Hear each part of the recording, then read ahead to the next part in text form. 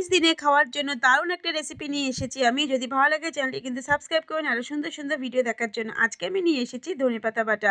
নিরামিষ দিনে এরকম যদি একটা খাবার থাকে তাহলে এক থালা ভাত খাওয়া কোনো কিন্তু ব্যাপারই হবে না। প্রথমে আমি ধনেপাতাগুলোকে ভালো মতো ধুয়ে পেস্ট করে নিয়েছি। তার জন্য দিয়ে দিয়েছি ৩টে কাঁচা লঙ্কা আর কালো জিরে। কাঁচা লঙ্কা আর কালো জিরে দিয়ে আমি ধনেপাতাটা পেস্ট করে নিয়েছি। আমার ধনেপাতা পেস্ট হয়ে গেছে। এরপরে আমি কড়াইতে দিয়ে দিয়েছি সর্ষে তেল।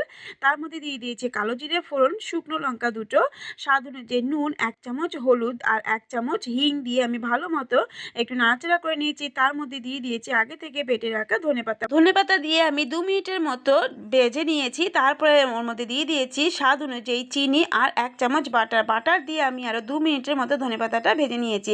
আমার ধনেপাতা বাটা ভাজা হয়ে গেছে। এবার একটা প্লেটের মধ্যে তুলে নিয়েছি। তাহলে বন্ধুরা কেমন লাগলো রেসিপিটা অবশ্যই কিন্তু কমেন্ট করে জানাবেন। আর ভালো লাগলে কিন্তু অবশ্যই একটা লাইক করবেন। আর অবশ্যই কিন্তু এইভাবে একদিন ধনেপাতা বাটা করে খাবেন। নিরামিষ দিনে এরকম একটা ধনেপাতা বাটা